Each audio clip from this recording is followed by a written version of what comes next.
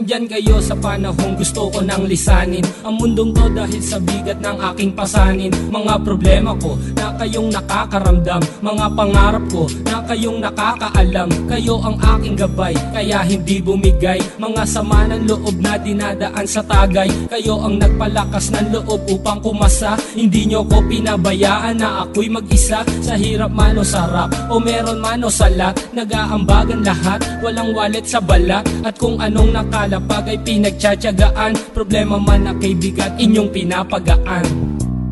Di ko malilimutan, kaibigan ng pinagsamahan, mga bagay na nangyari, lungkot man o ngiti, mga ginto kong sandali. Di ko malilimutan, kaibigan ng pinagsamahan, mga bagay na nangyari, lungkot man o ngiti, mga ginto kong sandali.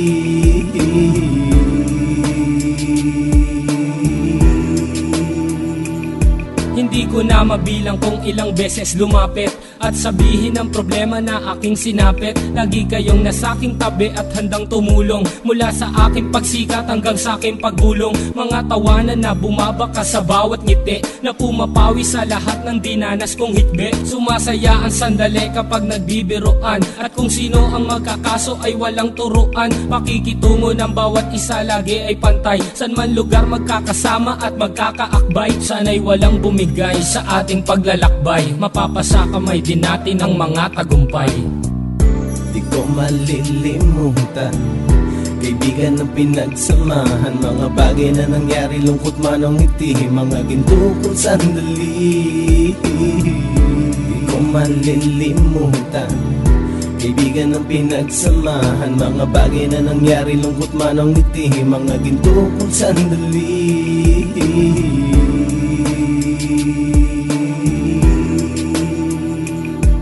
Ito ay simpleng kanta na aking naisulat upang iparating ko ang aking pasasalamat. 10 ng ating samahan at mga kabilang, at ilang kaibigan ko na naging magulang. Kayong nagmulat ng aking mata upang makita na masaya pa rin tayo kahit walang kinita. Sa kagustuhang umunlad, sabay-sabay nangarap na balang araw makamit at ating tong mahanap, na kahit na ang isa sa atin ay makatalisod, para tumatag ang samahan at mataguyod. Dahil pagsikat ng isa ay pag-angat ng lahat, kasi yaan ang dahilan kung ba tayo nagsusulat. Wala na tayong iwanan pre hanggang sa huli, sabay-sabay nating tapusin ang mga nang ape. Ako'y inyong